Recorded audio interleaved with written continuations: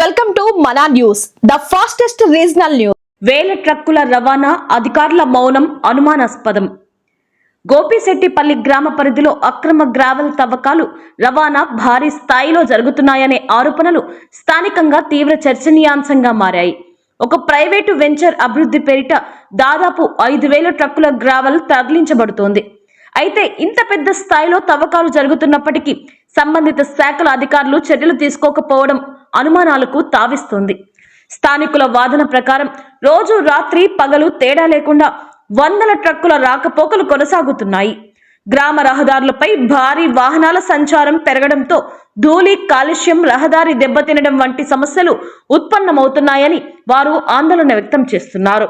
సామాన్యులకు నిబంధనలు, పెద్దలకు మినహాయింపులా? గ్రామస్తులు మరో ముఖ్యమైన అంశాన్ని ప్రస్తావిస్తున్నారు. సాధారణ ప్రజలు తమ ఇళ్ల నిర్మాణానికి 4-5 ట్రక్కుల మట్టి లేదా గ్రావెల్ అనుమతి కోరిన కఠిన నిబంధనలు చెబుతున్న అధికారులు ఇంత పెద్ద మొత్తంలో రవాణా జరుగుతుంటే ఎందుకు నిర్లక్ష్యం వహిస్తున్నారని ప్రశ్నిస్తున్నారు. రాజకీయ ప్రోద్బలం ఉందా? ఈ వ్యవహారానికి రాజకీయ మద్దతు, ఒత్తిళ్లు ఉండొచ్చని స్థానికంగా చర్చ జరుగుతోంది. కొంతమంది ప్రజలు భారీ మొత్తంలో డీలింగ్స్ జరిగి ఉండొచ్చనే అనుమానాలు వ్యక్తం చేస్తున్నారు.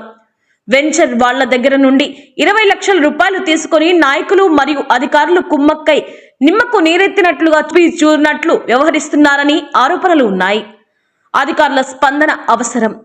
పర్యావరణ పరిరక్షణ, ప్రభుత్వ ఆదాయం, గ్రామ ప్రజల భద్రత పరంగా ఈ అంశం కీలకమైనదని నిపుణులు చెబుతున్నారు. సంబంధిత రెవెన్యూ, మైనింగ్, పోలీసు శాఖల సమగ్ర విచారణ చేపట్టి వాస్తవ పరిస్థితులను ప్రజలకు వెల్లడించాలని ప్రజలు డిమాండ్ చేస్తున్నారు.